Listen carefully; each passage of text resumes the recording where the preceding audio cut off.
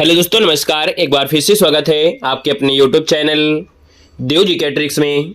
तो दोस्तों, आज की इस वीडियो में हम लोग पढ़ने वाले हैं आपके छायावादी युग से संबंधित महत्वपूर्ण जो आपके बहुविकल्पीय प्रश्न होंगे, यानी ऑब्जेक्टिव क्वेश्चन हैं। और ये सभी प्रश्न आपके पीवाई की जो परीक्षा में पूछे गए हैं वो हम लोग यहाँ पर सोल्व करेंगे। इसके पहले हमने इसके थ्योरी की क्लास दे दिया है। बाकी हिंदी साहित्य बिल्कुल क्रम से और चैप्टर वाइज आपको थ्योरी भी कराई जाती है। दूसरी वीडियो में आपको प्रैक्टिस कराया जाता है पीवाई के क्वेश्चन को, है ना। तो आप प्लेलिस्ट के माध्यम से उनको दे सकते हैं। बाकी हमारे ऐप से नहीं जुड़े हैं तो हमारे ऐप में जुड़कर 99 रुपये में अपनी हिंदी साहित्य की बेहतर तैयारी कर सकते हैं। हिंदी साहित्य के देख सकते हैं कि तीन प्रकार के नोट्स आपको यहाँ पर प्रोवाइड कराए जा रहे हैं। साथ में यहाँ पर देखा जाए तो आपकी क्लास नोट्स हो गया, और यहाँ पर देखा जाए तो आपकी जीवन परिचय, और यहाँ पर टेस्ट सीरीज, ये बहुत ऐसी ढेर सारी सुविधा दी गई है। और दूसरी बात यह है कि पूरा ये कोर्स 1 साल का है। ऐसा नहीं कि आपका एक ही परीक्षा खत्म हो गई और कोर्स खत्म हुआ।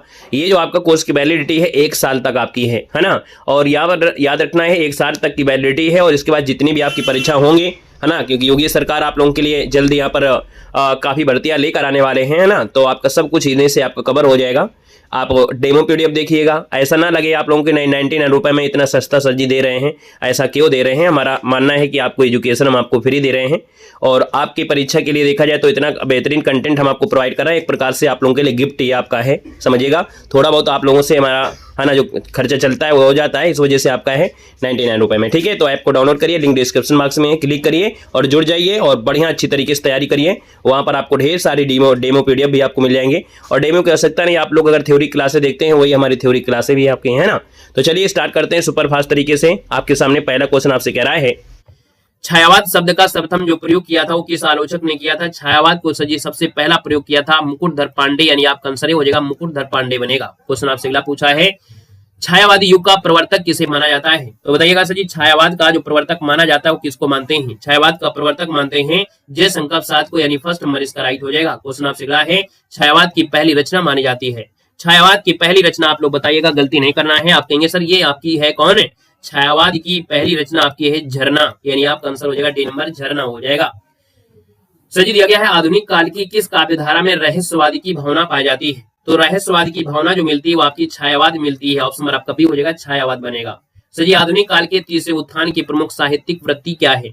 यानी देखा जाए तो आधुनिक काल का जो तीसरा उत्थान था उसमें प्रमुख साहित्यिक प्रवृत्ति देखने को मिलती है वो छायावाद है, यानी आपका आंसर डी हो जाएगा, छायावाद हो जाएगा। क्वेश्चन दिया गया है, जयशंकर प्रसाद की जो कामायनी है उसकी भाषा क्या है?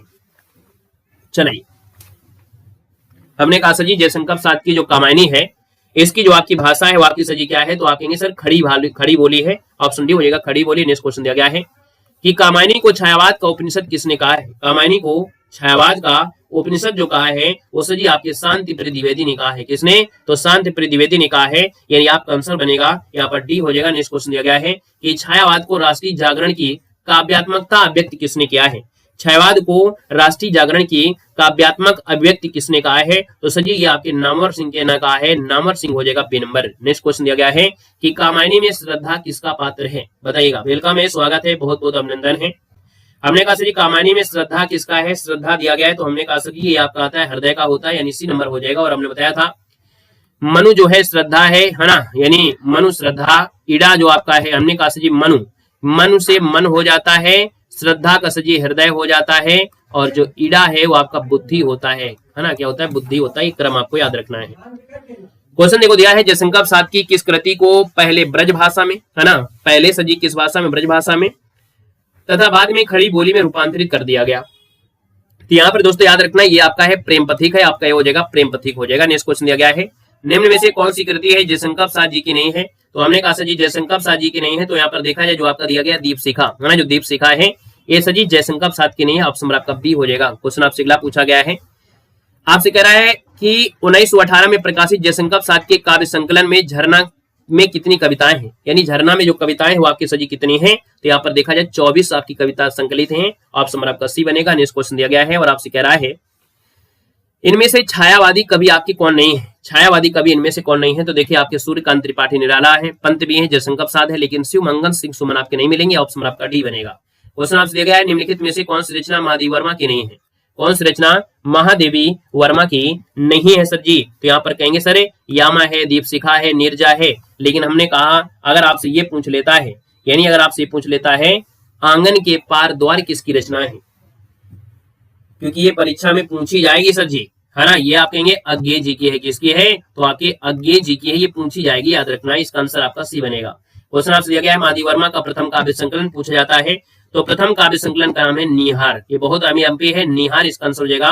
प्रथम काव्य संकलन निहार बताना है, रश्मि मत बता देना, निहारो, है ना, सबसे पहले निहार लो, देख लो।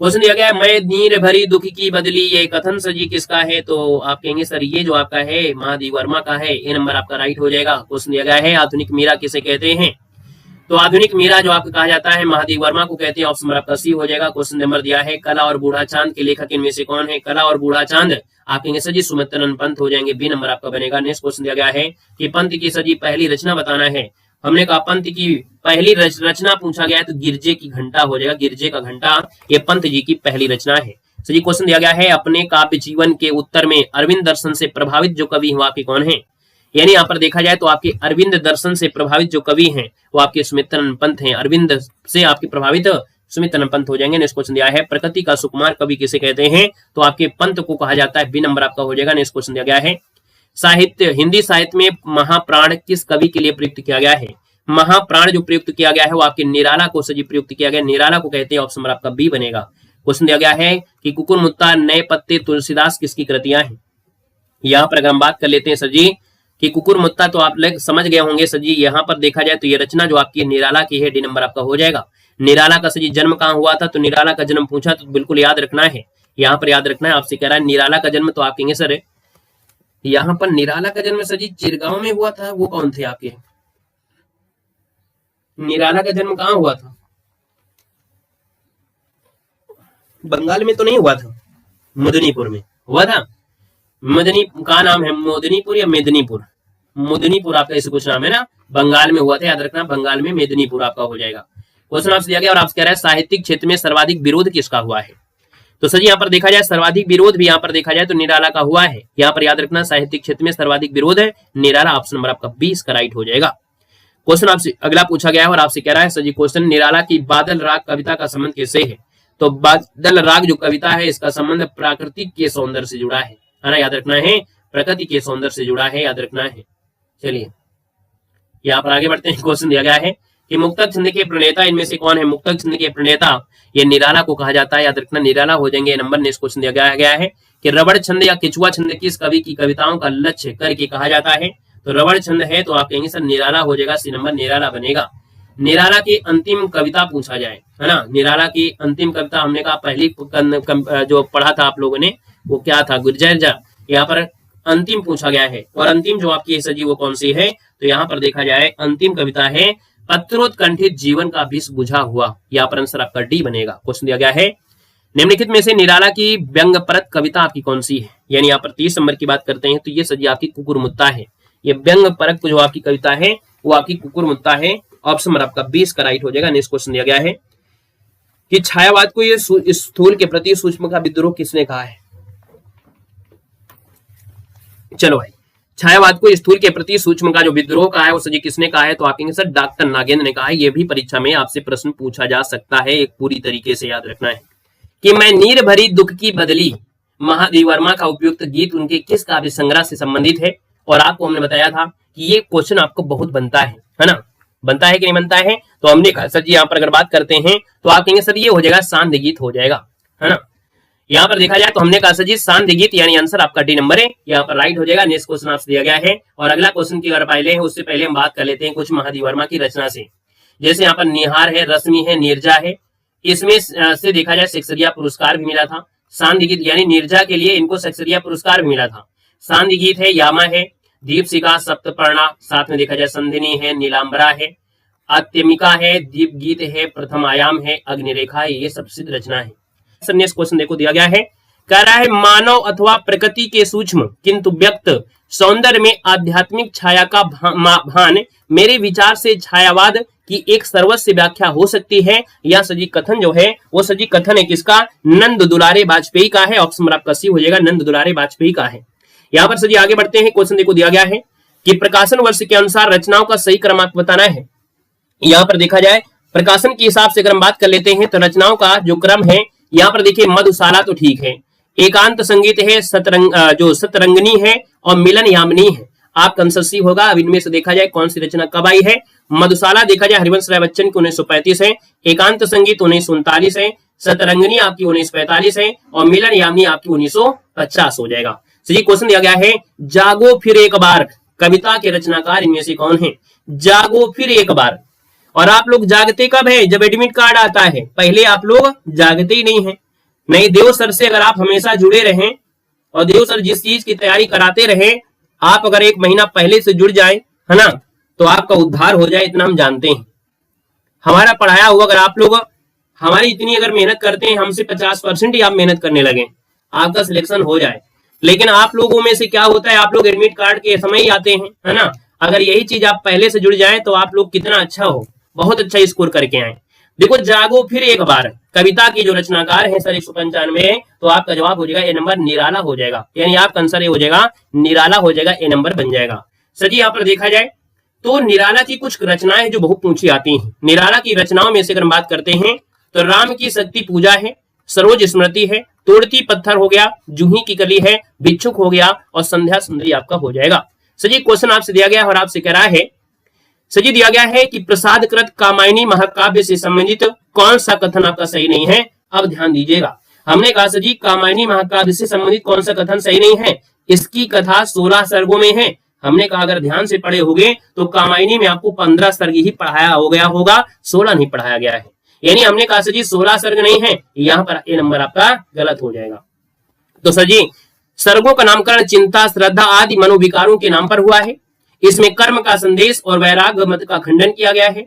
सूक्ष्म मनोविकारों को मूर्त देते हुए प्रसाद जी ने यथार्थ सजीव और अद्वितीय चित्रण किया है। हाँ, यहाँ पर सजी आगे बढ़ते हैं, क्वेश्चन आपसे दिया गया है और क्या दिया गया है, आगे बढ़ते हैं। इनमें से कौन सा कवि है जो अपने रचना काल के अंतिम दौर पर प्रगतिवाद के भौतिक दर्शन के साथ साथ अरविंद दर्शन से भी प्रभावित हुआ था।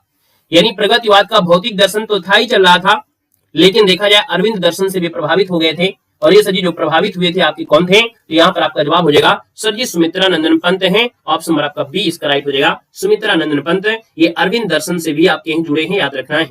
सर जी यहाँ पर देखा जाए तो इनकी काव्य कृतियों में जैसे आपका उच्छावास है, ग्रंथ वीणा है, पल्लव है, गुंजन है, युगांत है, युगवाणी है, ग्राम्या है आदि हो जाएंगे। सर जी यहाँ पर आगे बढ़ते हैं, जैसे जयशंकर प्रसाद की रचना में से उर्वशी है, वन मिलन है, प्रेमराज है, सुकोच्छा है, कामायनी भी आपके हैं। यहाँ पर सजी एक पॉइंट होता है कि सूर्यकांत त्रिपाठी निराला को हिंदी में मुक्त छंद का प्रवर्तक भी कहते हैं। मुक्तक छंद का प्रवर्तक है सूर्यकांत त्रिपाठी निराला को कहा जाता है। यहाँ पर सजी आगे बढ़ते क्वेश्चन दिया गया है कि बालकृष्ण शर्मा नवीन कृत काव्य में इनमें से कौन है। बालकृष्ण शर्मा नवीन के कृत यानी इनकी जो रचना है इनमें से कौन सी है। तो इनमें से जो आपकी रचना है सजी आपकी कौन सी है, यहाँ पर कहेंगे हम विश्वव्यापी जन्म के, हम विश्वव्यापी जन्म के। ऑप्शन आपका सजी बी इसका राइट हो जाएगा। नेक्स्ट क्वेश्चन को लाते हैं, उससे पहले बताएंगे कि रेणुका जो आपकी किसके हैं, रामधारी दिनकर की है। हम विश्वपाई जन्म के बालकृष्ण शर्मा नवीन की है। हिम किरीटनी सजी किसकी है, तो हिम तरंगड़ी हिम तरीकड़ी करीटली आपके माखनलाल चतुर्वेदी की है। और मिलन जो आपकी सजी किसकी है, रामनरेश त्रिपाठी की है। क्वेश्चन देखो दिया है, हमने कहा सजी इसमें से छायावादी कवि आपके कौन से नहीं है, यहाँ पर देना है। हमने कहा सजी आपसे दिया है छायावादी कवि आपके कौन नहीं है, यहाँ पर आपको देना है। उर्वशी तो सजी दिनकर की है, तो अभी आप बहुत लेट चल रहे हैं, है ना। अभी आप 18वीं शताब्दी में चल रहे हैं, हम लोग चल रहे हैं 21वीं शताब्दी में। आपको पता होना चाहिए कि उर्वशी रामधारी से दिनकर की पहली रचना है, ठीक है। याद रखना, जो उर्वशी है अगर आपने पढ़ा होगा, उर्वशी ये रामधारी से दिनकर की पहली रचना है, याद रखना है। जब इन्होंने रचना किया था, इन्होंने पहली रचना किया था उर्वशी ही किया था। हालांकि यहाँ पर जब बात आती है ऑप्शन की, तो हम लोग रामधारी दिनकर को करते हैं। क्यों, रामधारी दिनकर को उसके लिए क्या मिला था, यहाँ पर पुरस्कार मिला था, है ना। तो कहते हैं जो लोग ज्यादा प्रचलित होते हैं उन्हीं का नाम आता है, तो इसलिए हम रामधारी दिनकर की बात कर लेते हैं। नहीं तो आप जयशंकर उठाकर पढ़िएगा, जयशंकर प्रसाद की पहली रचना आपको उर्वशी से ही प्रारंभ होती है। 99 की अगर हम बात कर लेते हैं तो आप कहेंगे सर यहाँ पर देखा जाए तो आपके जो शिव मंगल सिंह सुमन है, यानी शिव मंगल सिंह सुमन जो है ये छायावादी युग के छायावाद कवि नहीं है बल्कि प्रगतिवाद। अच्छा, वही तो पूछा छायावादी कवि कौन नहीं है, तो शिव मंगल सुमन नहीं है। क्यों, ये प्रगतिवाद आते हैं। जब आप यहाँ पर इसके बाद अगला पढ़ोगे छायावाद के बाद, तो आप पढ़ेंगे प्रगतिवाद, है ना, प्रयोगवाद, फिर प्रगतिवाद, फिर नई कविता। तो ये प्रगतिवादी कवि है जो आपके शिव मंगल सिंह सुमन आपके हैं। सर जी यहाँ पर अगर आगे बात करते हैं यहाँ पर अगर बात करते हैं तो आपसे क्या दिया है, पुष्प की अभिलाषा नामक प्रसिद्ध कविता के रचयिता आपके कौन है। हाँ, यहाँ पर हम बात करते हैं पुष्प की अभिलाषा नामक जो आपकी प्रसिद्ध कविता है, इसके रचयिता कौन है। वो उनकी पहली कहानी है, जो ग्राम है, जयशंकर प्रसाद की पहली कहानी है। ठीक है, हर चीज बदल जाता है, यानी हिंदी साहित्य में सब चीज बदल जाता है। जब आपसे कहानी पूछेगा तो कहानी बताएंगे, हमने रचना का नाम लिया था। अगर हम आपसे बोले जयशंकर प्रसाद की पहली कहानी बताते तो हम ग्राम बताते, ठीक है ना। अगर आपको हमने रचना बताया तो उर्वशी बताया है। तो ये भैया क्या है ना, हिंदी साहित्य में बड़ा झोला नहीं है, आप जब डीपली पढ़ोगे तभी इसमें पहुंच पाओगे, क्योंकि हिंदी साहित्य इतना आसान नहीं होता है, ठीक है ना। आइए सर, दोस्त दिया है कि पुष्प की अभिलाषा जो आपकी कविता है, इसके रचयिता पूछा है, तो हमने कहा सर ये माखनलाल चतुर्वेदी है, यानी आंसर नंबर आपका सी इसका राइट हो जाएगा। आइएगा सर, नेक्स्ट क्वेश्चन पर आते हैं। क्वेश्चन आपसे क्या पूछा गया है और आपसे दिया है, उससे पहले कुछ हम पढ़ लेते हैं। यानी देखा जाए तो आपसे दिया गया है हिम करीटनी है, हिम तरंगड़ी है ना। ये किसकी थी आपकी भैया, वो तो माखनलाल चतुर्वेदी है, तो माखनलाल चतुर्वेदी है ना। हिम करीटनी, हिम तरंगड़ी, ये माता, समर्पण, ये सब आपके हो जाएंगे। हिम तरंगड़ी के लिए 1955 में साहित्य अकादमी पुरस्कार पहला इनको दिया गया था। सर आइएगा नेक्स्ट क्वेश्चन पे आते हैं। कह रहा है सर जी आधुनिक मीरा किसे कहा जाता है। आधुनिक मीरा की अगर बात करते हैं तो आपका सर जी इसका आंसर क्या हो जाएगा, आधुनिक मीरा। तो हमने कहा जब आधुनिक मीरा की बात होती है तो आगे सर ये आपकी महाधिवर्मा हो जाती हैं, यानी आंसर नंबर आपका सी हो जाएगा, महाधिवर्मा हो जाएगा। सर यहाँ पर अगर आगे बढ़ते हैं, क्वेश्चन आपसे दिया गया है चार स्तंभों की बात करते हैं। तो चार स्तंभ यानी छायावाद के चार स्तंभ, जयशंकर प्रसाद, सूर्यकांत त्रिपाठी निराला, सुमित्र पंत और महाधिवर्मा को चार स्तंभ के नाम से जानते हैं, है ना। और देखा जाए तो इनमें से एक तथा छायावाद के लघुत्रयी के रूप में भी जाना गया है। महादेव वर्मा, रामकुमार वर्मा, भगवती चरण को लघुत्रयी के रूप में जाना गया है। और ऊपर वाले जो आपके हैं बृहत्रयी में है, ठीक है, बृहत्रयी में है। चलिए आगे बढ़ते हैं। प्रकृति का सुकुमार राजकुमार जो कहते हैं किसको कहते हैं, प्रगति का सुकुमार राजकुमार कहते हैं। सर जी आपसे पूछा गया है, तो हमने कहा जो आपका आंसर दिया है 202 में, तो आपका जवाब सर जी क्या हो जाएगा, यहाँ पर जवाब बी हो जाएगा, पंत हो जाएगा। सर जी क्या हो जाएगा, ये पंत को कहा जाता है, आंसर आपका बी हो जाएगा। अल्मोड़ा जिले में इनका जन्म हुआ था। देखो भैया यहाँ पर कवि दिया है और उपनाम दिया गया है। तो हमने कहा जयशंकर प्रसाद का उपनाम क्या है, कलाधर के नाम से जाने गए हैं। इनको झारखंडी बाबा भी के नाम से जाना गया है, झारखंडी के नाम से। सूर्यकांत त्रिपाठी को निराला के नाम से, महाप्राण के नाम से, श्रीमान गरगज सिंह वर्मा के नाम से और साहित्य शार्दुल के नाम से भी जाना जाता है। सुमित्रानंद पंत की बात करते हैं, प्रकृति का सुकुमार राजकुमार कवि, है ना, अप्सरा, लोक का कवि, स्वर सिद्धि, गोसाई दत्ते के नाम से भी जाना गया है। हरिवंश राय बच्चन को अगर बात करते हैं तो बच्चन के नाम से, जनता के बीच के कवि के नाम से जाना गया है। स्क्रीनशॉट मार लीजिएगा सभी लोग भैया, स्क्रीनशॉट मारिएगा इस क्वेश्चन का। आइएगा नेक्स्ट क्वेश्चन में आते हैं। क्वेश्चन देखो दिया गया है कि छायावाद को स्थूल के प्रति सूक्ष्म की प्रतिक्रिया जो कहा है वो किसने कहा है। भैया आपने पढ़ा होगा छायावाद स्थूल के प्रति सूक्ष्म की विद्रोह पढ़ा होगा, है ना। प्रतिक्रिया ना पढ़ के आपने पढ़ा होगा विद्रोह, है ना। पढ़ा है कि नहीं पढ़ा है, आपने यही पढ़ा होगा कि छायावाद को स्थूल के विरुद्ध सूक्ष्म का विद्रोह किसने कहा है। सूक्ष्म का विद्रोह किसने कहा है, हमने कहा प्रतिक्रिया का मतलब एक प्रकार से होता है विद्रोह, यानी हमने कुछ बोला आपने कुछ बोला, बात खत्म। यानी जैसे क्लास में होता है कि हम गुस्सा हो जाते हैं, नाराज हो जाते हैं, तो वो बात क्लास में खत्म हो जाती है। क्लास के बाद हम भी वही आप भी वही, कोई दिक्कत नहीं है। तो हमने कहा सर ये प्रतिक्रिया ही होता है विद्रोह। तो आप कहेंगे सर ये नागेंद्र है, यानी आपका आंसर हो जाएगा। लेकिन यहाँ पर दे दिया है प्रतिक्रिया, और प्रतिक्रिया की वजह से क्या हो गया, यहाँ पर स्टार लगा दिया गया। आयोग ने कहा कि हमसे गलती हुई, हम गलती मानते हैं, यहाँ पर एक नंबर आपको देते हैं। बाकी सही होता है क्या, सूक्ष्म के विद्रोह के मतलब स्थूल के विद्रोह, सूक्ष्म का विद्रोह, ठीक है ना। यहाँ पर सर आगे बढ़ते हैं। क्वेश्चन आपसे अगला पूछा गया और आपसे कह रहा है कि परमात्मा की छाया आत्मा में और आत्मा की छाया परमात्मा में पड़ने पर छायावाद की सृष्टि होती है। यानी सर जी छायावाद का निर्माण कैसे होता है कि परमात्मा की छाया आत्मा में आए और आत्मा की छाया परमात्मा में जाए, तो सर जी ये छायावाद की सृष्टि है। यह सजी कथन जो है वो किसका है, तो ये कथन है आपके किसका, रामकुमार वर्मा जी का है। ऑप्शन नंबर आपका डी इसका राइट हो जाएगा। सर अगले क्वेश्चन पर आते हैं। क्वेश्चन देखो दिया गया है, ये देखो दिया है नागेंद्र जी का कि छायावाद स्थूल के प्रति सूक्ष्म का विद्रोह है ना, ये आपको मिल गया है। आइएगा सर नेक्स्ट क्वेश्चन में आते हैं। क्वेश्चन देखो दिया गया है, कह रहा है इन कवियों का आरोही क्रम में क्रम आपको व्यवस्थित करना है। यानी इनके कवियों की अगर हम बात करें तो सर जी सबसे पहले जयशंकर प्रसाद आते हैं, है ना। जयशंकर प्रसाद तो आएंगे, प्रसाद यहाँ पर दिया है, इसका आंसर राइट हो जाएगा। अब इसको क्रम से देख लीजिएगा, यहाँ पर दिया है जयशंकर प्रसाद, है ना, ये आपके 89 से लेके आपके कितने 37 तक जाते हैं, वो भी 1889 है।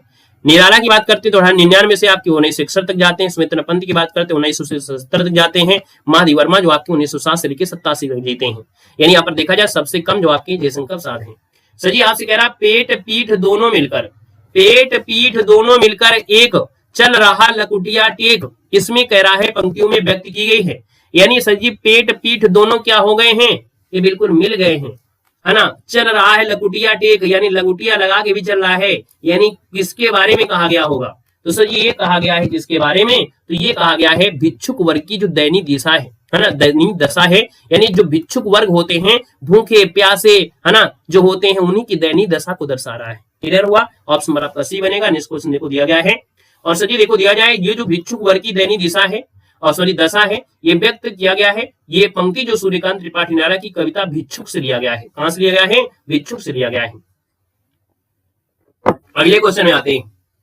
क्वेश्चन देखो दिया गया है कि इसमें से छायावादी की विशेषताओं से संबंधित कौन सा विकल्प सही नहीं है, कौन सा विकल्प सही नहीं है, छायावाद से संबंधित पूछा गया है। 207 की बार करते हैं। पहला ऑप्शन देखिए, आत्मानुभूति की अभिव्यक्ति की गई है, कल्पना की अतिशयता किया गया है, सूक्ष्म के प्रति स्थूल का विद्रोह है, सौंदर्य के प्रति अत्यधिक आकर्षण हुआ है। तो सौंदर्यता पर फोकस थोड़ा हुआ है कि सौंदर्यता पर फोकस हुआ है, यानी हमने कहा निगेटिव चीज को आपको ध्यान देना है। यहाँ पर आंसर आपका डी आपका हो जाएगा। अगले क्वेश्चन में आते हैं। देखो जो छायावाद है, छायावाद में देखो कल्पना की अतिशय है, रूढ़िवादी की सामंतवादी परंपरा का विरोध किया गया है, धन्योत्मकता लक्षणिकता और सौंदर्य में प्रतीक विधान किया गया है, आत्मानुभूति की व्यक्ति की गई है, सूक्ष्म के प्रति विद्रोह भी है। चलिए यहाँ पर देखा जाए प्राकृतिक चित्रण रहस्यवाद है, राष्ट्रीय जागरण की अभिव्यक्ति है। ठीक है, आएगा सर नेक्स्ट क्वेश्चन में आते हैं। क्वेश्चन दिया गया है कि प्रकाशन वर्ष के हिसाब से पंत की रचनाओं का जो सही कालक्रम है वो आपका कौन सा है। तो अगर हम प्रकाशन वर्ष के हिसाब से अगर बात कर लेते हैं तो सर जी यहाँ पर देखिए सबसे पहले हमने आपको बताया था, यहाँ पर सबसे पहले बताया था कि जो पंत है ना, पंत की जो रचना है, पंत की जो रचना है वो सबसे पहले कौन सी आती है, ग्रंथ, है ना। सबसे पहले पंत जी की पहली रचना ग्रंथी आती है। यहाँ पर इनका बाल्यावस्था में नाम था गुसाईदत्त और प्रथम कविता जो थी गिरजे का घंटा था। तो देखो यहाँ पर देखा जाए पंत यहाँ पर देखा जाए तो छायावादी हैं, और पहली इनकी देखो 1920 में आपको उच्छावास आई थी, उसके बाद ग्रंथी आई थी, जो कि एग्जाम में पूछा गया है। जो पूछा गया है उसमें स्टार हमने लगा दिया है, जो पूछा गया वो स्टार हमने लगा दिया है। ग्रंथी देखिए 1920 में आपका है, वीणा आपकी 1927 में है, पल्लव सजी आपकी 1928 में, गुंजन आपकी 1932 में है। ठीक है ना, तो ये क्रम है, आपके स्क्रीनशॉट ले लीजिएगा यहाँ पर। अब यहाँ पर देखा जाए तो अगले पॉइंट में आते हैं। अगले पॉइंट की बात कर लेते हैं। तो क्वेश्चन आपसे क्या दिया गया है, यहाँ पर प्रकाशन वर्ष दिया गया था, तो स्क्रीनशॉट इसका ले लीजिएगा सभी लोग, है ना। इसका भी ले लीजिए। ग्रंथ जो आपका 1920 है, धुंधला दिख रहा था, कोई दिक्कत नहीं है, यहाँ पर आपको सही दिखेगा। हमने कहा ग्रंथी जो आपका दिया है वो सजी ग्रंथी 1920 है, गुंजन 1932 है, युगांत आपको 1936 है, और ग्राम्य जो आपका है 1940 है। ठीक है, आएगा सर नेक्स्ट क्वेश्चन कराते हैं। क्वेश्चन देखो दिया गया है, छायावाद में वक्रता का वैभव मिलता है, प्रसाद के काव्य में निम्नलिखित में से किसका उत्कर्ष मिलता है। तो सजी हमने कहा सजी 384 की अगर हम बात कर लेते हैं, 384 की अगर हम बात कर लेते हैं तो सर आपका जो आंसर आएगा इनमें से राइट क्या हो जाएगा, 384 नंबर में। हमने कहा जितना जरूरी है उतना ही आपको पढ़ना है, नहीं तो आपके क्वेश्चन तो बहुत ज्यादा है, क्वेश्चन तो बहुत ज्यादा है। यहाँ पर हमने कहा सर ये 384 है, तो 84 का ऑप्शन हो जाएगा सर ये अभिव्यंजना है, यानी छायावाद में वक्रता का वैभव मिलता है और प्रसाद के काव्य में किसका उत्कर्ष, तो अभिव्यंजना। ऑप्शन आपका 20 का राइट हो जाएगा। ठीक है ना। देखो जैसे जयशंकर प्रसाद की रचनाओं जैसे कामायनी है, आंसू में अभिव्यंजना का ही उत्कर्ष मिला है। क्वेश्चन आपसे अगला पूछा गया है, केवल सूक्ष्मगत सौंदर्यता का राग कहकर छायावाद का किसने विरोध किया है। यानी केवल सूक्ष्मगत सौंदर्यता का राग कह दिया है छायावाद को, और ये कहीं ना कहीं विरोध है। सिर्फ और सिर्फ क्या सौंदर्यता ही बताई गई है छायावाद में, बहुत चीजें आपको बताई गई थी। तो सर जी यहाँ पर देखा जाए तो ये जो आपकी बात है ये आपकी महादेव वर्मा ने इसका विरोध किया था। ऑप्शन आपका बी हो जाएगा। नेक्स्ट क्वेश्चन देखो दिया गया है और आपसे कह रहा है कि प्रसाद की काव्य कृतियों का सही क्रम आपको बताना है। प्रसाद की काव्य कृतियों की अगर हम बात कर लेते हैं तो सर जी 386 नंबर में, तो यहाँ पर देखो उर्वशी से स्टार्ट होता है, हमने बताया था ना उर्वशी से स्टार्टिंग हुई है, और यही इसका आंसर हो जाएगा उर्वशी से। आपका जवाब सी हो गया उर्वशी से। यहाँ पर देखो हमने बताया उर्वशी आपका देखो 1909 है, वन मिलाप 1909 है, प्रेमराज 1909 है, शोकोवाच जो आप 1910 है, अयोध्या का उद्धार 1910 है, वह ब्रुआन 1911 है, कानन कुसुम 13 है, प्रेम प्रतीक 14 है, महाराणा का महत्व 14 है, चित्रधारा जो आपको 1918, झरना 18 है, और आपकी आंसू 1925 है, लहर आपकी देखिए 33 है, कामायनी आपकी 35 है। स्क्रीनशॉट ले लीजिएगा। सर जी क्वेश्चन आपसे अगला पूछा गया, इनको मिलान कर देना है। अब इसको क्या करना है सर जी, मिलान कर देना है। हमने कहा पल्लव को अगर मिलान करते हैं तो आपकी 28 में जाएगा, पल्लव जो आपका है 1928 में जाएगा, वीणा हमने बताया था वीणा 27 में जाएगा। सर जी यहाँ पर देखा जाए गुंजन 32 में आएगा, गुंजन 32 में चलिएगा, और स्वर्ण किरण जो आपकी रचना है 47 में आएगी, 47 यहाँ पर चले आएगा। ठीक है, ये मिलान कर लीजिएगा। बाकी यहाँ पर स्क्रीनशॉट एक साथ आप लोग ले सकते हैं। ठीक है, आइएगा, गीत गुंज किस कवि की रचना है? गीत गुंज किस कवि की रचना है? तो सूर्यकांत त्रिपाठी निराला की रचना। ए नंबर आपका हो जाएगा। सर आगे बढ़ते हैं, यहाँ पर देखा जाए तो पॉइंट की अगर बात कर लेते हैं तो पहले इसके कुछ पॉइंट दिए हैं, उनको देख लीजिएगा। हमने कहा गीत गुंज जो आपकी है सदी 1954 में निराला की है। गुंजन की बात करते हैं तो पंत की है। चित्ररेखा की बात करते हैं राम कुंवर वर्मा है। और सांध्य गीत की बात करते हैं महादेव वर्मा है। सर जी पंत जी की काव्य रचनाओं का अगर सही क्रम में अगर हम लगा दिया जाए, पंत जी की रचनाओं को अगर क्रम से लगा देते हैं तो सर जी आपका जवाब इनमें से गुंजन के साथ पल्लव है, और पल्लव है तो आपका जवाब यहाँ से आपका बनेगा। थोड़ा बहुत पढ़ लेंगे तो तुक्का ही मार लेंगे, थोड़ा बहुत पढ़ लेंगे तुक्का ही मार लेंगे। देखिएगा कि इसका जो आपका आंसर दिया गया था सर जी वो आपका बी है, यानी देखा जाए तो उच्छावास 1920 है, ग्रंथि 1920 है, पल्लव आपका 28 है, गुंजन 32 है, युगान 36 है, युगवाणी 39 है, ग्राम्या 40 है। ठीक है ना। बाकी यहाँ पर कलार बूढ़ा चांद 59 है, लोकायतन आपकी 64 है। ठीक है, यहाँ पर वीणा जो आपकी 27 है, 1927 है। और यहाँ पर देखा जाए तो आपका चिदम्बरा जो आपका है और ये आपके 75 में है। क्वेश्चन देखो दिया है, उत्तरायण महाकाव्य के रचनाकार क्या है? उत्तरायण महाकाव्य के रचनाकार हो जाएंगे राम कुंवर वर्मा। ऑप्शन नंबर आपका 20 का राइट हो जाएगा। यहाँ पर देखो जाए तो उत्तरायण महाकाव्य है जो कि राम कुंवर वर्मा है, परिप्रवास महाकाव्य है हरिऔध है, आद्रा जो है काव्य ग्रंथ है सियाराम गुप्त हो जाएंगे, और मिलन जो खंड काव्य है रामदेश त्रिपाठी का है। प्रकाशन के अनुसार रचनाकारों का अनुसार बताना है। प्रकाशन के अनुसार यहाँ पर बताइएगा, प्रकाशन के अनुसार से यहाँ पर हम बात कर लेते हैं तो सर जी यहाँ पर जो दिया है पल्लव, लहर, नीरजा और अनामिका।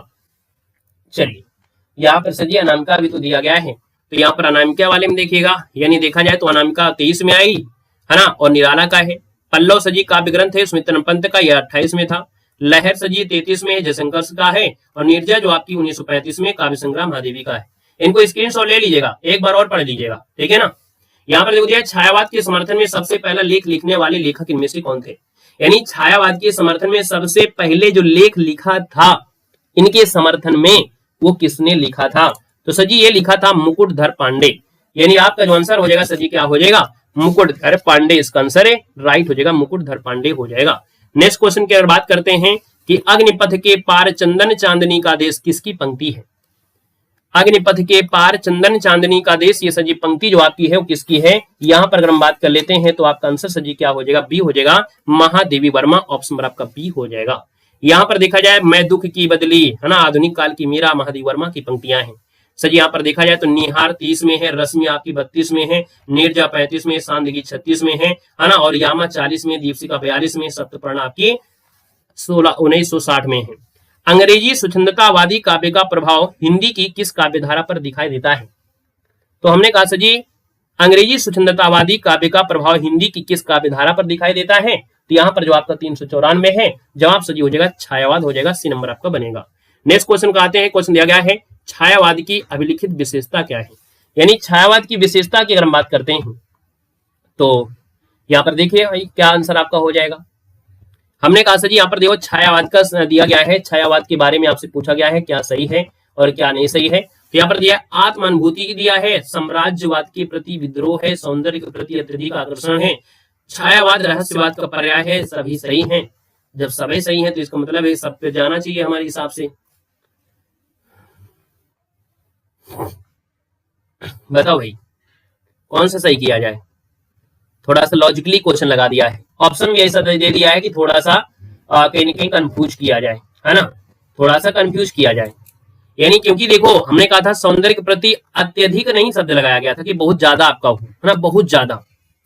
सर जी विद्रोह तो दिया है लेकिन उतना ज्यादा नहीं है, यानी कह सकते हैं आपसे दिया है फर्स्ट सेकंड थर्ड सही है, सेकंड आंशिक सही है, थर्ड आंशिक सही है, फिर फर्स्ट सेकंड फोर्थ सही है, फिर डी नंबर जो दिया है कह रहा है फर्स्ट थर्ड और फर्स्ट सेकंड थर्ड सही है, कॉमा चौथा जो आपका आंशिक सही है।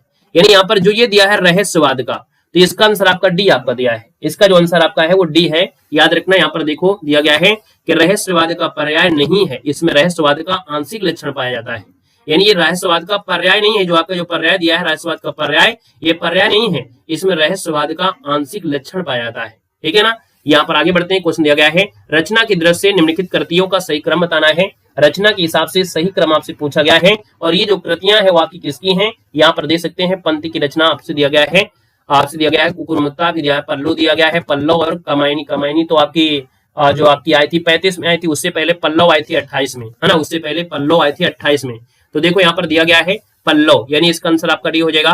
पल्लव स्मिता पंत की देखो 28 में है, कामायनी 1935 में, जयशंकर प्रसाद की, दीप शिखा आपकी 42 में, माधवी वर्मा है, कुकुर मुत्ता जो आपका है 42 में आपके सूर्यकांत त्रिपाठी नाला की है, याद रखना है। देखो ये जो कामायनी है एक महाकाव्य है, कामायनी को छायावाद का उपनिषद भी कहा जाता है, 15 सर्गों में आपकी विभाजित किया गया है और इसमें ताटंक छंद का प्रयोग मिलता है। निराला की रचनाओं का सही क्रम आपको देना है, निराला की रचनाओं का सही क्रम आपसे पूछा है, निराला की रचना का सही क्रम इनमें से जो है वो सजी आपका है क्या? तो हमने कहा सजी यहाँ पर देखो अनामिका दिया है, परिमल है, गीत का है, कुकुर मित्ता है, यानी यहाँ पर देखा जाए तो आप कहेंगे सर यहाँ पर देखो अनामिका आपके 23 में है, परिमल 30 में है, गीत का 36 में है, तुलसीदास 38 में, कुकुर मुत्ता 42 में है, अरिमा 43 है और ये आपके देखो गुंजन जो आपकी 54 में है, ठीक है ना। अब यहाँ पर देखा जाए तो सूर्यकांत त्रिपाठी नाला की प्रथम कविता जूही की कली आपकी 1916 है। आइएगा नेक्स्ट क्वेश्चन दिया गया है, जूही की कली कविता के जो कवि हैं वो आपके कौन है?